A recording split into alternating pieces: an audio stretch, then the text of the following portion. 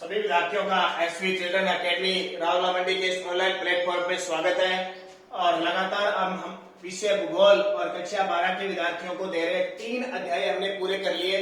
आज हम अध्याय बात करते हैं चौथे की, चौथा अध्याय। और उस अध्याय का नाम है, क्योंकि हम बात किसकी कर रहे हैं, विश्व जनसंख्या की कर रहे हैं, तो विश्व जनसंख्या संरचना और पार्ट नंबर 1 लिखे आज, क्योंकि शुरुआत है इस अध्याय की। तो देखो, विश्व जनसंख्या की संरचना के बारे में आज हम पढ़ेंगे कि विश्व की जो जनसंख्या है उसकी संरचना या कह सकते हैं संगठन, उसकी संरचना या संगठन या जननांकीय संरचना कह सकते हैं, या जननांकीय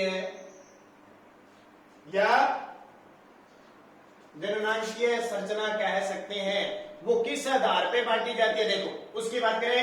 नंबर 1, जैसे आयु संरचना के आधार पर आयु वर्ग होता है ना, 0 से 6, 6 से 12, 18 से 25, इस तरह अलग अलग आयु वर्ग की अलग अलग जनसंख्या है। जैसे हम कह सकते हैं हमारे भारत में इतने बच्चे हैं, इतने किशोरावस्था के हैं, इतने युवा है, इतने बुढ़े हैं, इतने 50 से 70 की आयु के हैं। तो अलग अलग आयु वर्ग है, वो किसमें आता है, आयु संरचना में आ जाता है। दूसरा, लिंगानुपात।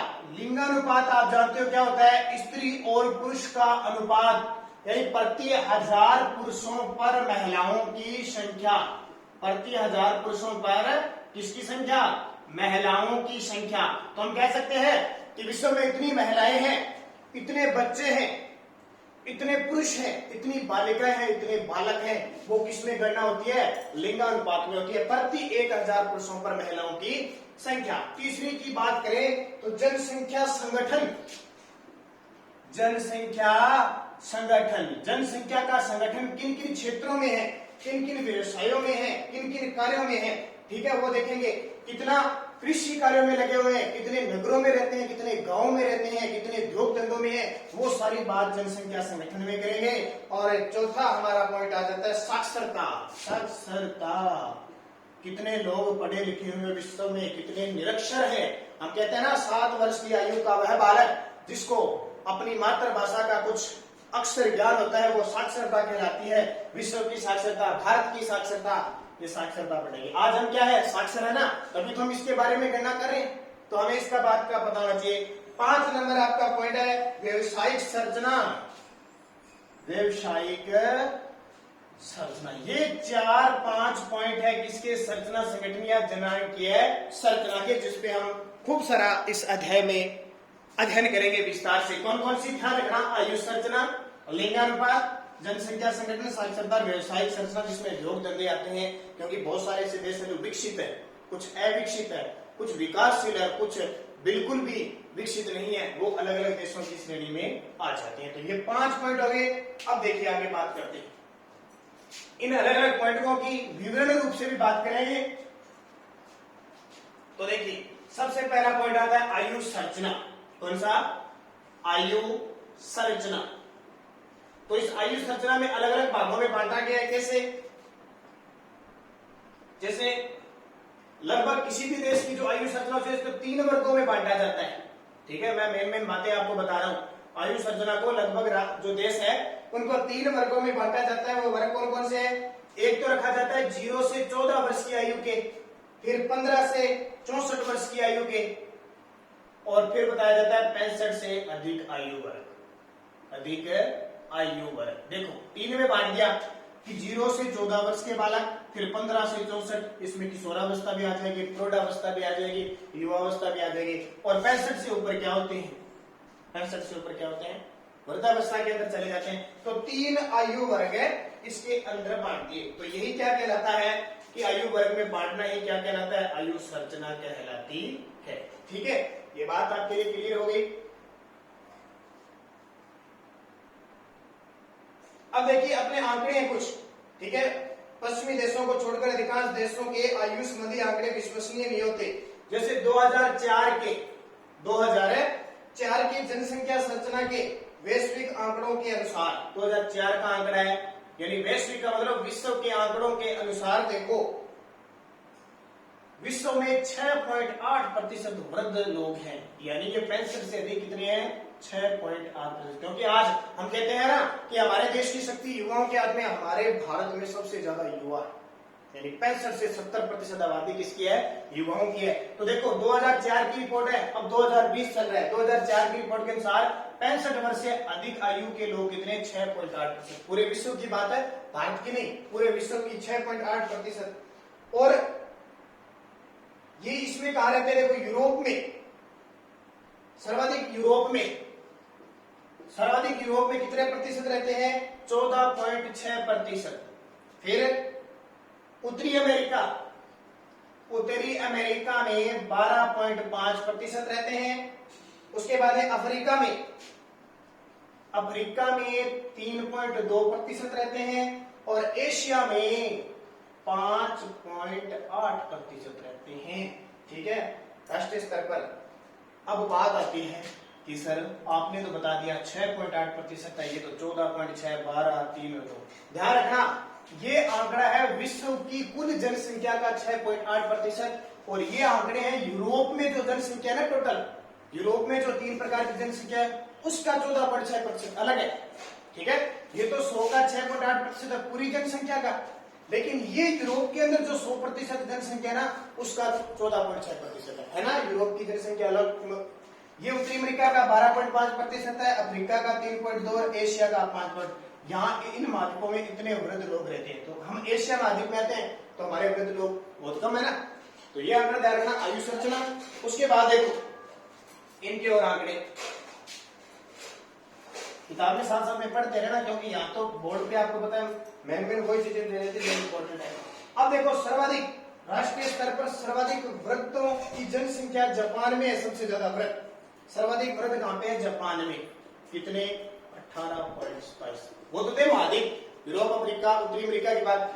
सबसे ज्यादा पूछे हम विश्व में किस देश में सबसे ज्यादा वृद्ध है, जापान में 18.27%। और एक ध्यान रखना, कभी भी आप समाचार पत्रों में सुनोगे ना कि विश्व में सबसे ज्यादा उम्र के लोग कहा रहते हैं जापान में। कभी आएगा 102 वर्ष की महिला की मृत्यु होगी, कभी आएगा 110 वर्ष के वृद्ध व्यक्ति की मृत्यु होगी।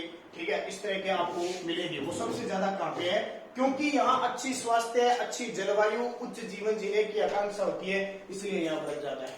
फिर उसके बाद में जर्मनी में 17%, 2 नंबर पे आता है। फिर फ्रांस में 16.21, फिर ब्रिटेन में 15.9%। ये सारे हो गए। ठीक है, तो यहां इस प्रकार के वृद्ध रहते हैं। अफ्रीका महाद्वीप है ना, अफ्रीका महाद्वीप में तो बिल्कुल ही 2 से 3% ही वृद्ध लोग रहते हैं। क्यों, अफ्रीका जैसे देशों में, क्योंकि यहाँ पे स्वास्थ्य की कमी है, चिकित्सा की कमी है, वातावरण इतना अनुकूल नहीं पाया जाता, हर प्रकार की कमी है। इस कारण यहाँ वृद्ध लोग क्या है, अपनी जीवन जीने की आकांक्षा से पहले ही क्या है, इनकी मृत्यु हो जाती है। यहाँ खूब सारे। अब अभी आपको पता है कोरोना वायरस की वजह से आपने नाम सुना होगा, शायद आप न्यूज पढ़ते होंगे, तो उसमें क्या था कि विश्व में जर्मनी, फ्रांस, ब्रिटेन और इटली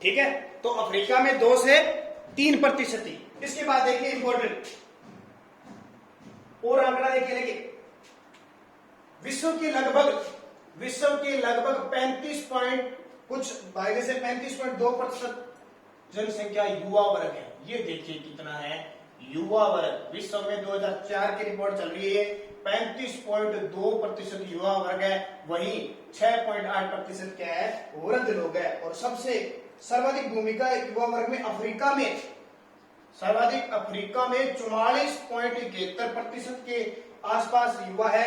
एशिया में 33.6% है, 33.6% है। और अमेरिका में 22%। ये इतना ज्यादा आंकड़ा याद नहीं करना, आपको याद नहीं रहेगा। अमेरिका, दक्षिण अमेरिका में 41.5%। ठीक है, 14.5 है ये आंकड़ा, इसका थोड़ा सा गलत हुआ है, ध्यान रखना। 21 के आसपास लगा है अमेरिका में, तो ये है। और वही बात राष्ट्रीय स्तर पर देखें विकसित देशों में युवा वर्ग कम है, विकसित देशों में, और विकासशील देशों में क्या है कि युवा वर्ग है ज्यादा है। ये थोड़ा पॉइंट ऑफ से याद रखना। इसके बाद आगे देखो क्या लिखो, कुछ और चीजें आयु संरचना के अंदर क्या दे रखी है। सामान्यतः विकासशील देशों में युवा जनसंख्या, ठीक है, मैंने भी बताया विकासशील देश का कौन सा, जैसे हमारा भारत विकासशील है, लगातार जो प्रगति कर रहा है, ठीक है, पहले एकदम निम्न स्तर का था, धीरे धीरे प्रगति कर रहा है, वो देश कौन सा हो गया, विकासशील। विकासशील में युवा वर्ग ज्यादा पाया जाएगा, जबकि जो विकसित होता है, यानी विकसित का मतलब सब उसके पास होता है, जैसे चीन, जापान, इटली, अमेरिका, कनाडा, ये सारे विकसित है। ब्रिटेन, विकसित देश में प्रौढ़ होता है, जो 30-40 साल की उम्र का होता है ना, प्रौढ़ प्लस वृद्ध ज्यादा होती है। प्रौढ़ मान लो और वृद्ध है, उनकी संख्या ज्यादा होती है हमेशा विकसित में, और विकासशील में कम है। फिर अगर युवा प्रौढ़ में असंतुलित आयु वर्ग हो किसी देश में, असंतुलित आयु वर्ग हो, उस देश का विकास, आर्थिक विकास रुक जाता है। मान लो कहीं बुढ़े हो तो क्या उसका विकास होगा, और कहीं युवा हो तो क्या उसका विकास होगा, नहीं होगा। सब समान रूप से होगा तो ही इसका विकास हो पाएगा, ये ध्यान रखना। और जिन देशों की जनसंख्या तीव्र गति से बढ़ रही है, 3 नंबर पॉइंट क्या है, एक ये हो गया, 2 ये हो गया, तीसरा जिन देशों की जनसंख्या तीव्र गति से बढ़ रही है वहां बच्चों की संख्या ज्यादा है, वहां बच्चों की संख्या क्या है, ज्यादा। कहां जहां जनसंख्या तीव्र गति से बढ़ रही है वहां बच्चों की जनसंख्या ज्यादा अपने आप होगी। अब देखो बात ये आ गई 3, अब पॉइंट है विश्व स्तर पर पाए जाने वाले 3 आयु वर्गों की विशेषता। विश्व स्तर पर आयु जो वर्ग है उसकी विशेषता देखो क्या है, इसने विशेषता दे रखी है, थोड़ी सी पढ़ लेते हैं। पहली विशेषता देखो, विश्व की कुल जनसंख्या का 35% युवा वर्ग है, ये हम पढ़ चुके हैं। 35% क्या है, युवा वर्ग है, और जो कितने में आ रहा है, 0 से 14% आयु वर्ग के बीच आ रहा है, वर्ष के बीच आ रहा है, 0 से 14 वर्ष की आयु से संबंधित है। विश्व स्तर पर इनमें प्रादेशिक भिन्नता पाई जाती है, यानी प्रादेशिक का मतलब अलग अलग देशों में अलग अलग भिन्नता पाई जाती है। और विकसित देशों में ये कितनी है, विकसित जो देश है वहां ये आयु वर्ग की सिर्फ 18.3% है, और जो विकासशील देशों में 32.2% है विकासशील। अभी हमने एशिया में देखा ना 33 पॉइंट कुछ, तो विकसित में तो 18.3, क्योंकि विकसित में आपको बता दिया प्रौढ़ और वृद्धजन ज्यादा है, और विकासशील में क्या है 32.2% है, तो ये ध्यान रखना। और इनमें क्या आता है, जिन देशों में उच्च जन्म दर होती है, उच्च जन्म जन्म ज्यादा होते हैं, जिन देशों में उच्च जन्म दर ज्यादा होती है वहां जनसंख्या का प्रतिशत अधिक होगा। जाहिर सी बात है, बच्चे ज्यादा होंगे, प्रतिशत भी क्या होगा, बढ़ेगा, जहां उच्च जन्म दर होगी, क्योंकि जन्म दर ज्यादा होगी तो ऑटोमेटिक जनसंख्या में क्या होगी, वृद्धि होगी। दूसरा पॉइंट क्या कहता है कि प्रौढ़ आयु वर्ग की जनसंख्या दूसरे वर्ग में रख देती है। प्रौढ़ हमने देख लिया 15 से 64 वर्ष के जो होते हैं उनको प्रौढ़ों में रख लिया, और प्रौढ़ ये ज्यादातर कहां पाए जाएंगे, ये विकासशील देशों में। कहां पे, विकासशील देशों में पाए जाएंगे, ठीक है। तो इनमें लगातार विकास चलता रहता है, आर्थिक क्षेत्र, सामाजिक, राजनीतिक। और तीसरा पॉइंट कौन सा है, इसमें वृद्ध आयु वर्ग क्या आएंगे, बुढ़े, जो हमने देखा था 65 से अधिक वर्ग के आएंगे, और इनका जननाट्य विकास क्रम पूरा कर लिया जाता है। ये खास करके विकसित देशों में पाए जाते हैं। बस इतनी चीज याद रखना, अगर आपके याद रहेगी ना, 0 से 14, 15 से 64 और 65 से अधिक वृद्ध, और जो प्रौढ़ है वो विकसित देशों में, और जो विकासशील है उन देशों में 0 से 14 यानी युवा वर्ग माना है, 3 माना, ठीक है, युवा वर्ग को माना है। ये आपकी क्या होगी, आयु संरचना। 2 नंबर आता है,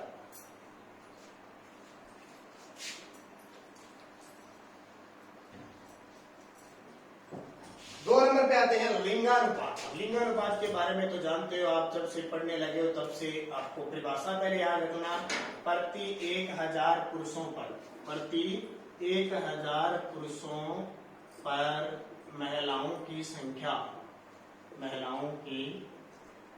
जैसे आप पढ़ते हो ना, राजस्थान का लिंगानुपात कितना है, हम कहते हैं 928। क्यों भी 928, इसका मतलब 1000 पुरुषों पर 928 है, और राजस्थान का पढ़ते हैं 943, तो इसका मतलब 1000 पुरुषों पे 943 महिलाएं हैं। तो प्रति 1000 पुरुषों पर महिलाओं की संख्या, ये क्वेश्चन आ जाता है 2 साल पहले जब ये शुरुआत किताब हुई थी ना, तब क्वेश्चन आया था लिंगानुपात किसे कहते हैं, बस इतना ही क्वेश्चन आया था। तो प्रति 1000 पुरुषों पर महिलाओं की संख्या क्या कहलाती है, लिंगानुपात कहलाता है। ठीक है, तो ये लिंगानुपात का सूत्र याद रखना, पुरुषों की जनसंख्या, पुरुषों की जनसंख्या हमेशा लगभग ज्यादा ही होती है, बटे महिलाओं की संख्या या स्त्रियों की संख्या कह सकते हैं, स्त्रियों की संख्या इंटू 1000 किया जाता है। यानी कहीं जनसंख्या मान लेते हैं, अपने राजस्थान की बात करें तो 4